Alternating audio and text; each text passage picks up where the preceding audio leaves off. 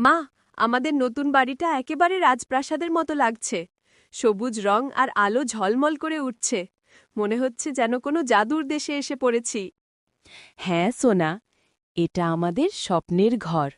গাছের শশা দিয়ে বানানো বলে এর নাম শশা বাড়ি। এখানে গান, আলো আর হাসি সব সময় থাকবে। মা, এই বাড়িটা কি শুধু আমাদের জন্য? যদি অন্য পাখিরা আসে, তারা কি থাকতে পারবে না?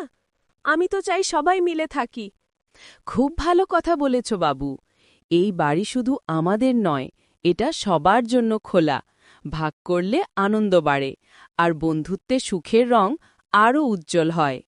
মা, যদি ঝড় আসে বা বৃষ্টি নামে, তখন কি এই শশা বাড়ি টিকে থাকবে? আমার তো ভয় করছে। ভয় পেও না সোনা, এই বাড়ি শুধু শশা দিয়ে নয়, আমাদের ভালোবাসা দিয়ে গড়া। ভালোবাসার দেয়াল কোনো ঝড়েই ভাঙে না।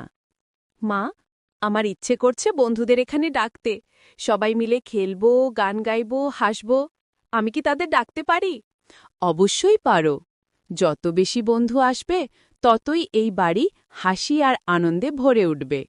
এটাই ঘরের আসল সৌন্দর্য। মা, একটা কথা বলো তো, তুমি কি সবসময় আমার পাশে থাকবে? আমি ভয় পাই যদি একদিন তোমাকে না পাই। আহ সোনা,